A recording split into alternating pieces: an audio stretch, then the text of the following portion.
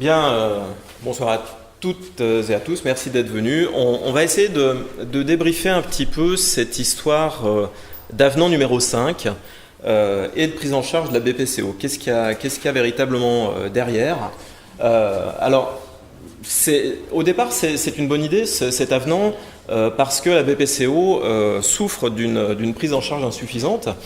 Et depuis bientôt une dizaine d'années, la HAS bosse sur la prise en charge de la BPCO et est arrivée à la conclusion qu'il faudrait une prise en charge ambulatoire.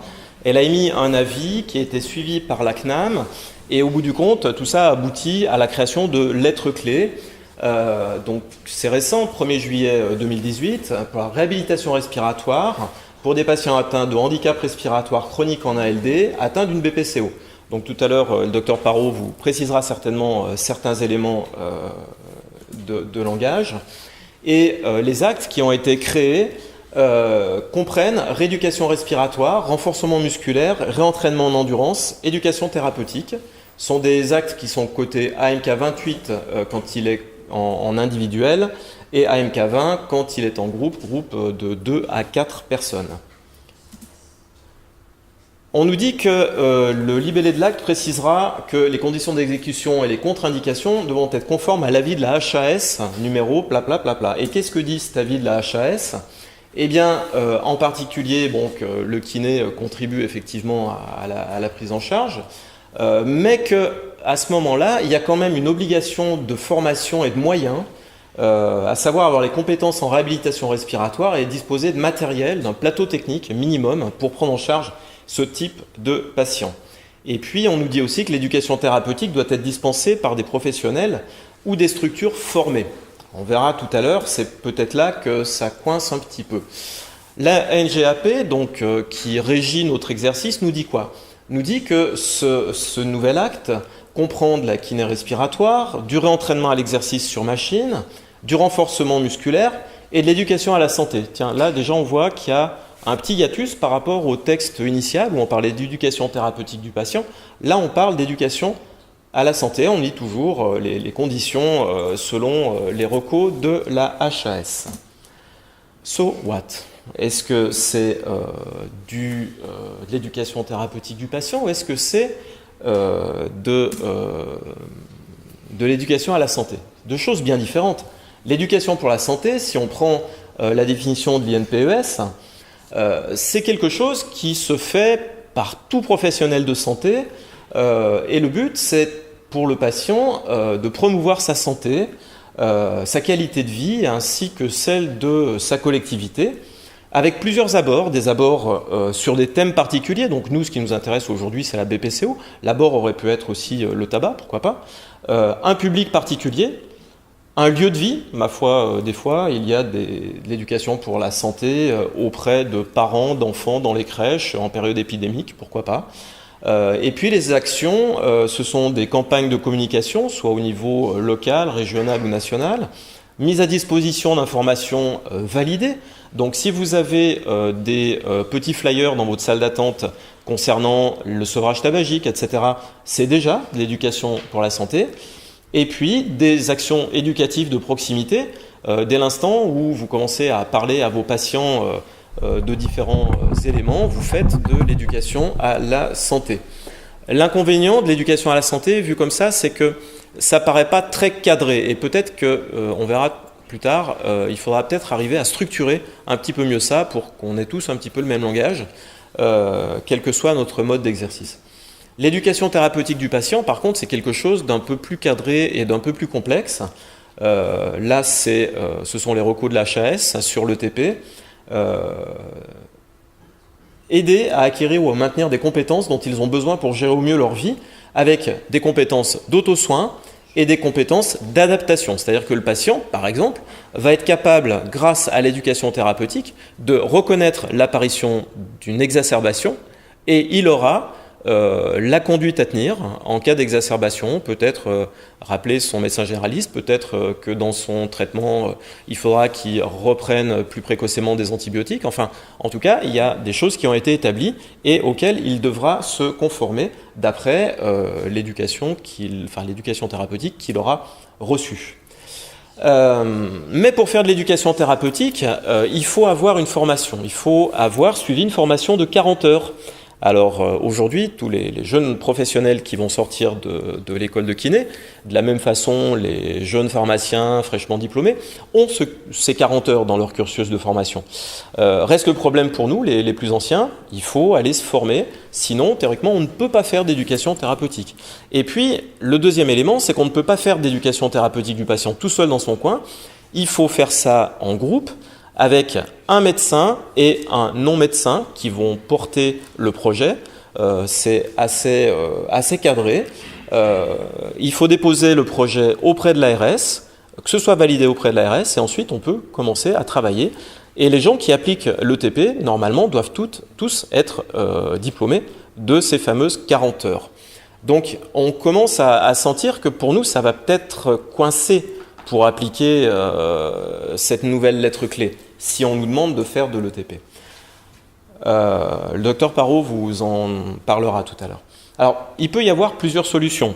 Lorsque j'ai vu Caroline Latapie, le docteur Latapie à la HAS, qui est la responsable du groupe de travail BPCO, elle a dit oui, effectivement, ça va poser problème. Alors peut-être qu'une des solutions, c'est que la HAS, avec des sociétés savantes, la SPLF par exemple, établissent des guidelines nationales, non plus un programme d'ETP par région, par micro-région, mais des guidelines au niveau national sur lesquels tous les kinés pourront se référer pour prendre en charge leurs patients.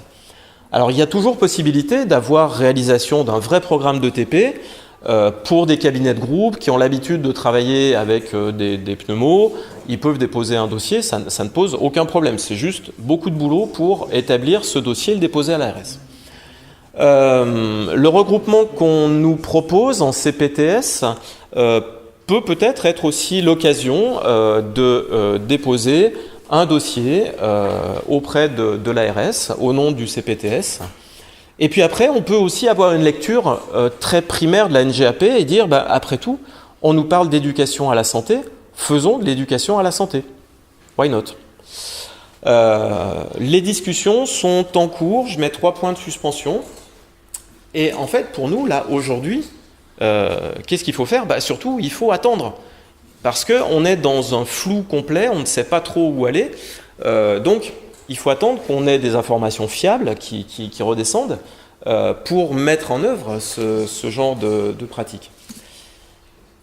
Alors, maintenant qu'on a vu qu'on a débrouillé un petit peu ces questions plutôt administratives, la question c'est qu'est-ce qu'on va attendre de nous dans cette prise en charge du BPCO ? Alors, si on se réfère aux travaux du GTK, de la SPLF, eh bien, on a différents éléments.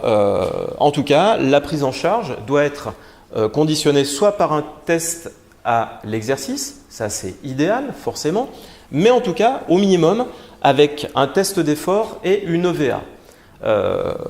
Ça a été discuté à la HAS, ça a été discuté avec les pneumologues à la SPLF. Très clairement, ne prenez pas en charge un patient qui vient avec une demande de réentraînement à l'effort si il n'est pas passé par la case au minimum cardiologue avec un test d'effort.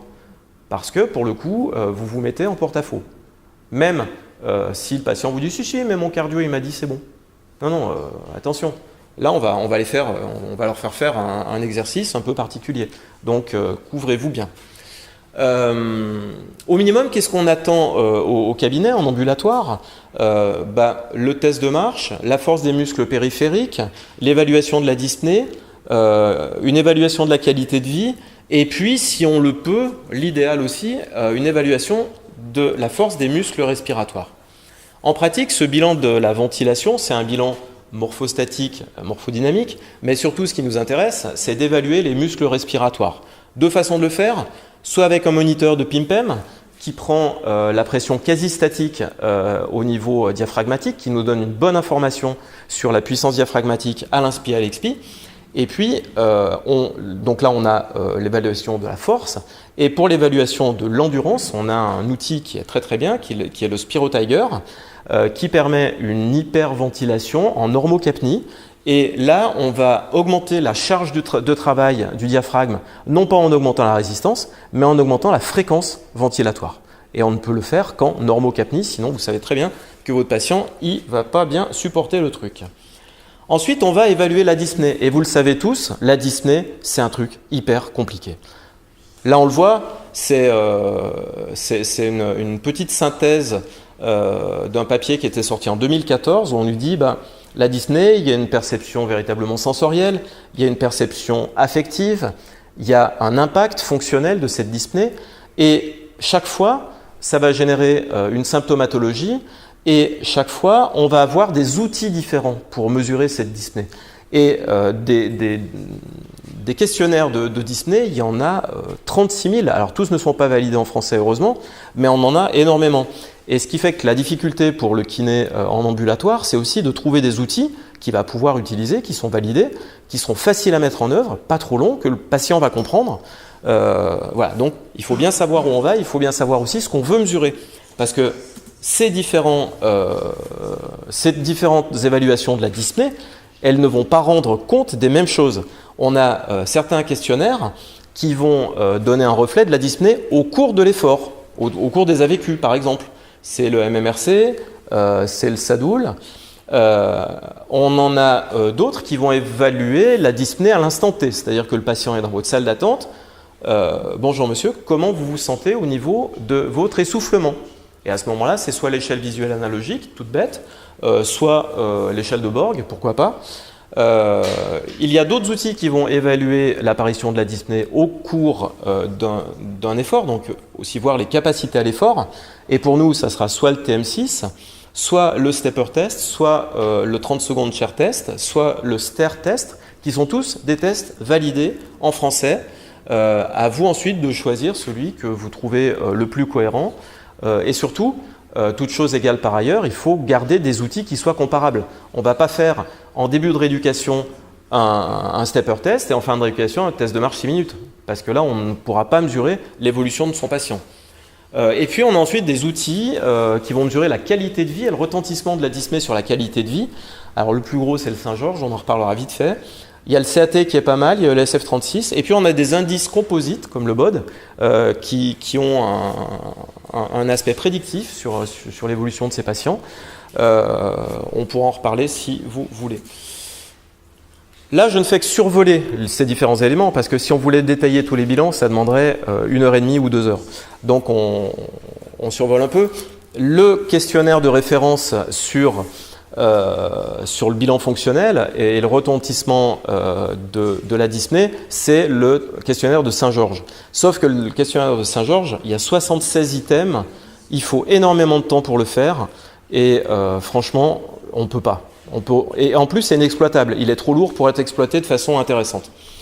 Le CAT est intéressant parce qu'il est auto-administré, il est facile à comprendre.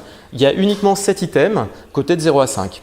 Le VQ11 de Nino, qui a été présenté dans la revue des maladies respiratoires en 2011, est très intéressant aussi parce qu'il est spécifique à la BPCO tout d'abord, et c'est le seul qui va nous présenter, au-delà des aspects fonctionnels, l'aspect psychologique également et l'aspect relationnel. Donc ça, le VQ11, je vous engage à vous documenter dessus. C'est un questionnaire très intéressant. Pour nous, le bilan fonctionnel, c'est vraiment le test de marche 6 minutes. Vous savez, c'est un test sous-maximal. Le patient a eu son épreuve d'effort ou son épreuve d'exercice, donc a priori, on sait où on va. Et c'est, d'après toutes les recos, quelque chose qui est sensible à la rééducation, c'est-à-dire que si votre patient gagne 20 mètres sur un TDM6, ça veut dire que votre programme de réhabilitation, de renforcement et de réentraînement a été efficace sur lui. Ce TDM6, il évalue la réponse cardiovasculaire, respiratoire et musculaire, et puis la capacité fonctionnelle des sujets au niveau de leurs activités de la vie quotidienne. Il est simple à effectuer, il est bien toléré, comme je vous disais, il est sensible à la réhabilitation, et puis il est souhaitable de le faire avant et après un programme de réhabilitation.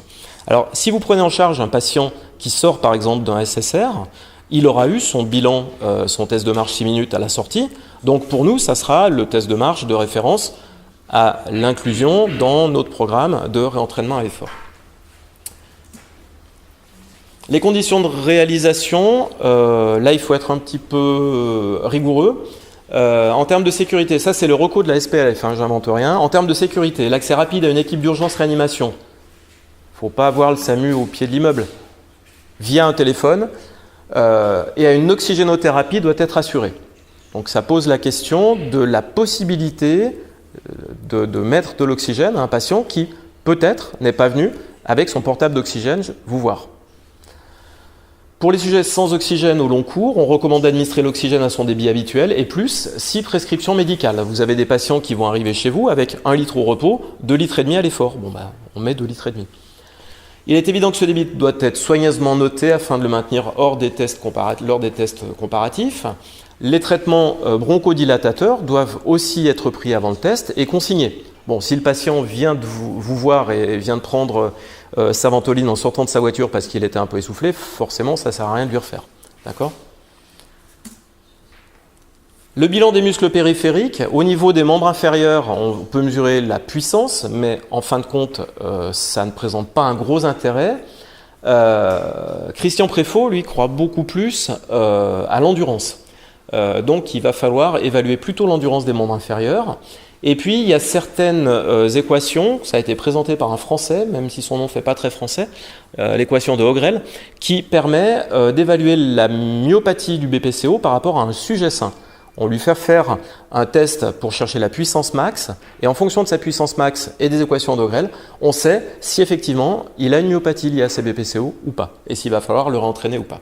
Au niveau des membres sup, on a souvent fait dynamomètre au niveau des mains, ça ne sert à rien.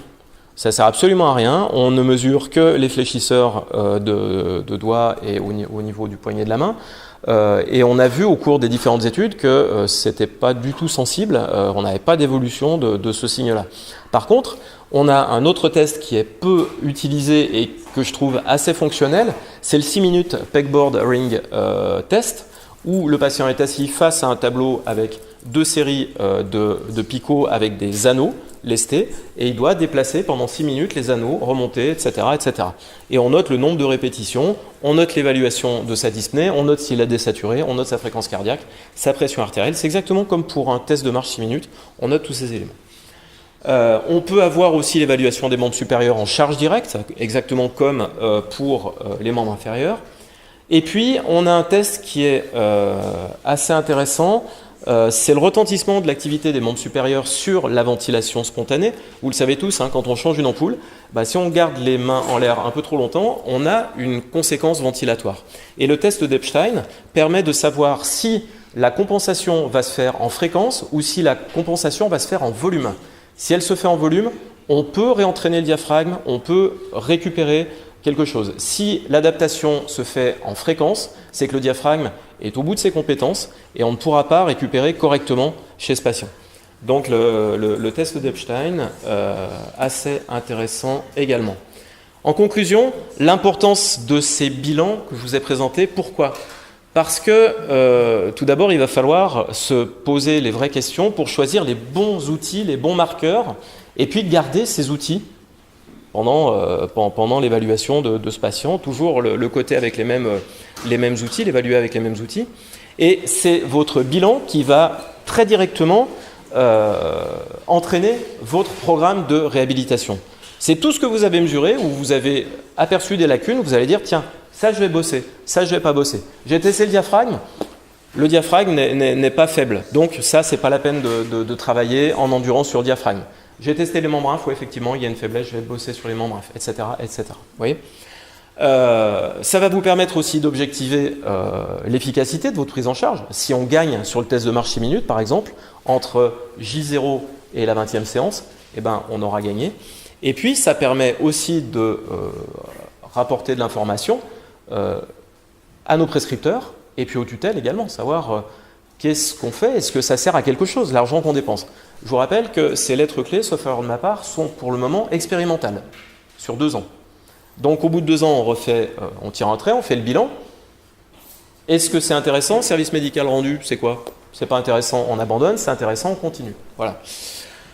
Les conséquences de tout ce que je viens de dire, c'est qu'il y a un minimum de plateau technique à posséder, à acquérir, et puis il y a une compétence minimale aussi à acquérir. C'est pas seulement la bonne volonté de chacun, c'est aussi se former pour pouvoir accueillir dans les meilleures conditions ces patients. Quelques références bibliographiques. Avez-vous des... Non, on prend les questions à la fin ou on les prend maintenant? Bien, je vous remercie. On va accueillir le docteur Parot.